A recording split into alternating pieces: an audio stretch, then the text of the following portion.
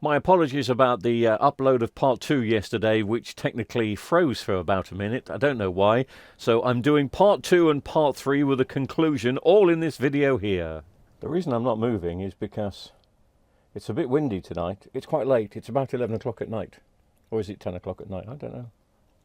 Anyway. And it's windy. And now this workshop I'm in at the moment is very sturdy. But I've just noticed it's so windy that one of the cameras was moving, but it's not doing it now. So anyway, blah.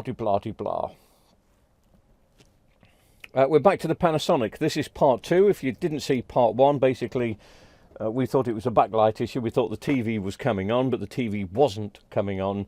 It acted like it was coming on. We got a few red light blinks and no backlights, no image on screen. And then nothing would happen. And until we did some voltage measurements, we didn't notice that the power board, the 12 volts on the diodes on the power board here, just there, they were being drawn down to 7 volts after about, what was it, 10-15 seconds, something like that, which was weird. So when we disconnect the main board, the 12 volts stays up. And so I could only think of the main board. I've been talking to a few people since then, a few engineer friends. They always seem to think it's backlights on these. I still can't see how it's backlights, because we disconnected the backlights, it didn't change anything. The one thing I can't remember doing, and I may have to go back and watch the video myself, is did I ever... I know I disconnected the main board, which kept the 12 volts up.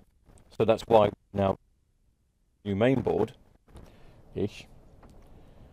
But I didn't disconnect the T-con. Somebody said they're having some issues with this T-con. So we replaced the board, and that's what I've got here. Now, to your naked eye, it probably looks identical, but I have to report that it's not, because finding a board for this has become impossible. I did have one, I did order one, I did pay for one, but it didn't arrive. And the company said it got lost. The people I bought it from said it got lost in the post. I don't even believe they sent it, because I then said, well, can you replace it? And they said, no, they haven't got any left. But yet on eBay, it's showing that they've got at least 4 or 5 left. So why would you have 5 items on eBay that you haven't got? Why would you try and sell, you know, I don't get that. So I told the customer it looks like it's not going to happen. But then I did a bit of research and I found another Panasonic mainboard, and this is this one here, which, as you can see, looks identical. And it does look identical, apart from the number at the bottom, which should relate to the screen. But I do know that this board that I have purchased here, even though the number is different, I do know it matches this screen, which is that one there, the VES. I'll turn the camera the other way around and it'll help you a bit. VES 43 QNYL. Anyway. So all I'm going to do on this video is swap mainboards over and check my voltage, see if my 12 volt voltage on the power supply stays up. If that 12 volt rail stays up, then the backlights should come on, and I can go and do a sing and dance and have a cup of coffee. And I will do a sing and dance, because I've recently brought a cup of coffee in and I've just knocked it over, just knocked it flying.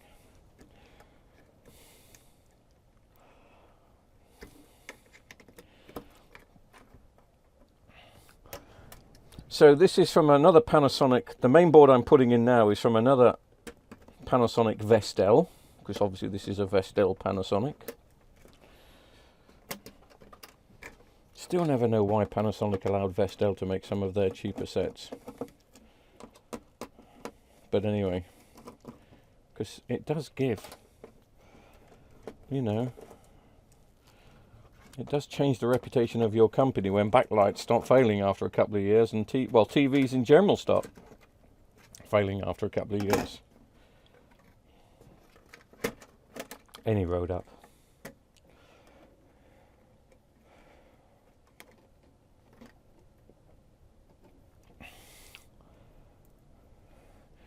So I'm hoping, well, this main board is for this screen, so it should work, as in it should give us a picture. I can't guarantee the customer he will have the same apps and the same layout, because this is either from an older board or a newer board. Sorry, an older TV or a newer TV. Let's hope it's a newer one.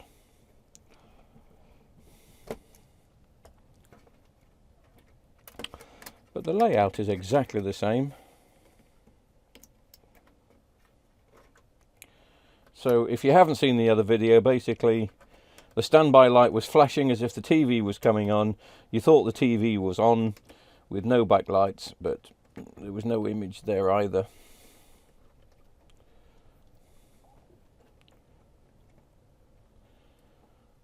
That doesn't want to go in.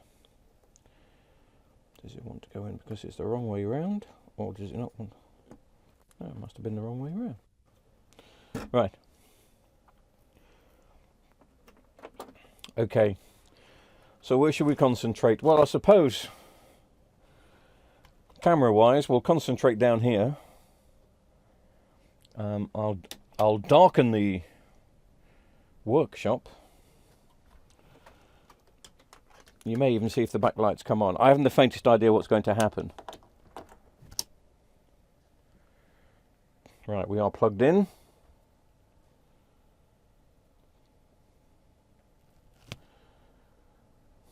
And we are getting nothing. Oh, hang on a minute, I've got backlights. I didn't see that light flashing. Sorry, I didn't see that. Maybe it doesn't flash down the sides. But the backlights are on. So the first thing I'm going to do is just test if my 12 volts... I'm going to have to put some lights on again, sorry. I'm going to test if my 12 volts is steady. Well, I'll say it's steady. It was 37. I can't remember if that's where I was touching before.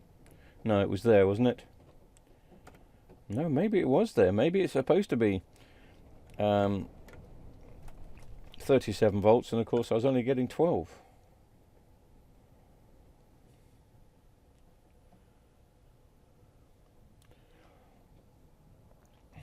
Okay.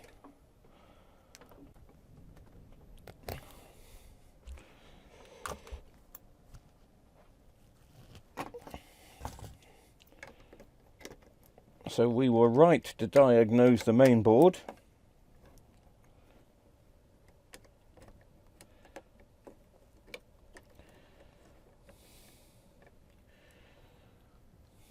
The main board's not different, so why is this not going on?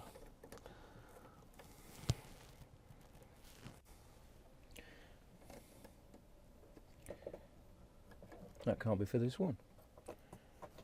Oh no, it's not. That's for my other Vestel. Ha ha ha ha ha.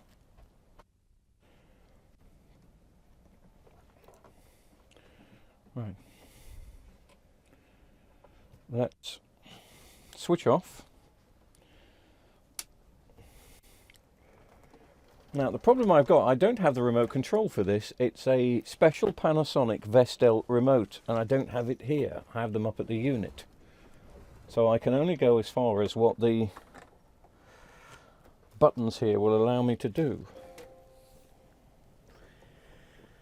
And if you remember on the second part of the video, which I uploaded yesterday, which got stuck, I do apologise. This is where it all went wrong. Don't know why it got stuck, but this is the TV eventually coming on. I've never known a Panasonic Vestel TV take so long to come on. It takes about 30 seconds before it boots into this startup menu.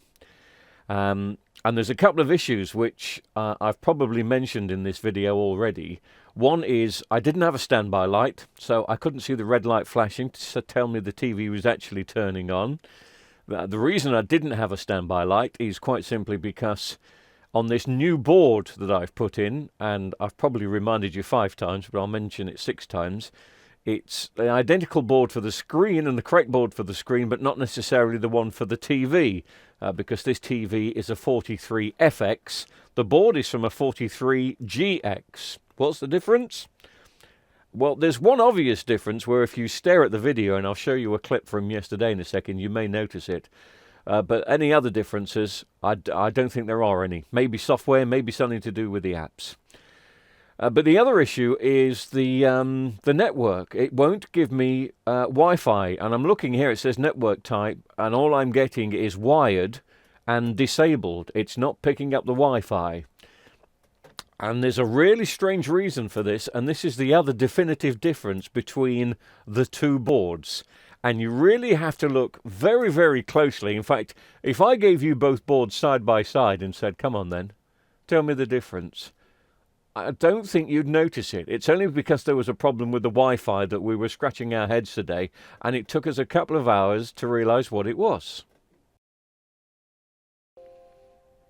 Anyway, so the reason why no red light, no standby light, it was turned off in the menu of this new board. So the board I'm replacing was set to factory settings, so factory settings must also mean no standby light. So we turned that on and the standby light came back.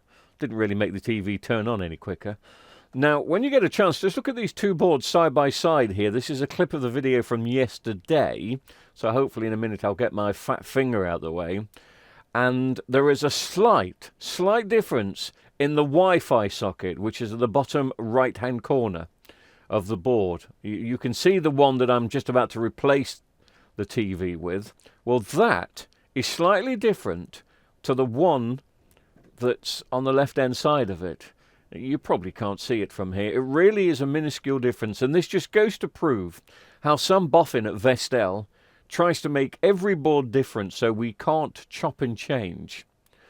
But the Wi-Fi socket on this board I'm touching now, which is the one that eventually goes in and causes me the issues, is a slightly different design. Yes, the plug goes in, but it doesn't work. And it doesn't work because the pins are the other way around. So what you have to do is put the plug in upside down. And to do that, you have to shave a couple of clips away from the side of the plug. It's a real bit of a botched job. But then the Wi-Fi plug goes in upside down, makes contact with the pins, and starts working. That's the only difference on the two boards. Incidentally, quite by coincidence, I plugged in a Vestel 4K board, which was a Hitachi, and it had got exactly the same sockets and another identical board, but from a 48-inch Hitachi Vestel, and that worked perfectly as well in this Panasonic. I should have made a video of that, but we did that in the other lockup. So anyway, that was the issue. So there were the two problems. The board I'm taking out just there, that has got the correct Wi-Fi socket for this Wi-Fi. The one on the right-hand side is the one I'm putting in, and it's slightly different. The Wi-Fi socket on the right-hand side just looks a little bit bigger, and you have to turn the plug upside down and shave a few clips off the side and push it in. Then it makes connection, and then it works. So it's a bit of a strange one, but I just thought I'd add that in to let you know why the Wi-Fi wasn't working. It's got nothing to do with the Wi-Fi card, even though we did have a couple of spare cards to play with up at the workshop.